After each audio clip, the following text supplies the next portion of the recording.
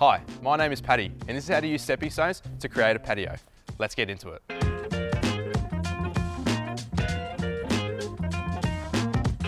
We've already removed the turf with a shovel and leveled the area using a rake.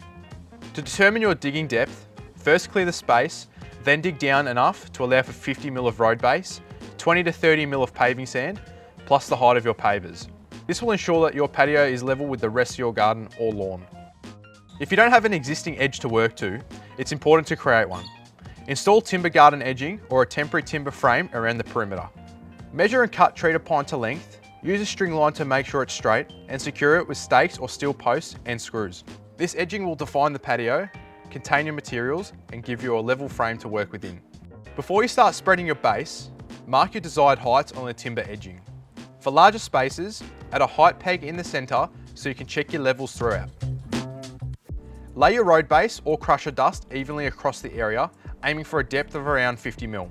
Use a rake to get the surface flat, wet the area, then use a hand tamper for small patios or a compactor for larger areas to compress the base. This step is crucial for preventing sinking or shifting later on. Check for any high or low spots and adjust as needed, then recompact to keep everything solid.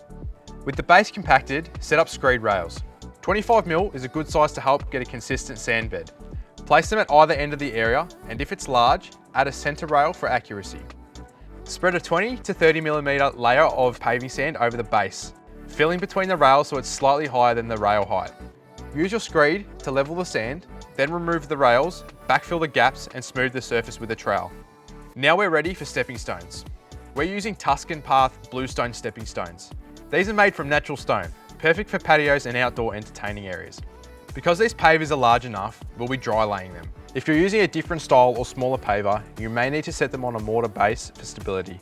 Before you lay them, seal the pavers with a sealer for natural stone, applying it to all sides including the top, bottom and edges. This will help protect against stains, moisture and discoloration. Let it dry completely before installing. Keep in mind, you will need to seal them again after installation. Lay the stepping stones out in a dry run first to check spacing and arrangement. You can place them close together for a more formal look or spread them out for a relaxed, open style. Once you're happy, set each stone onto the sand bed, tapping it into place with a rubber mallet and checking with the level. When all the stones are in place and stable, consider if you want to add any plants into your design. Plants like Emerald Falls Dichondra or Trailing Pratia make great ground covers and will spread out over time.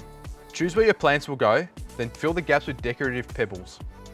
We're using a Tuscan Path small, natural pebble that fits neatly between the stones. Pour them in and spread evenly with a broom, being mindful of your plants. And that's it. You've created a beautiful stepping stone patio on a solid base that'll last for years. If you like this video, make sure to check out our other instructional guides. We've got plenty of DIY advice online to help tackle your next project with confidence.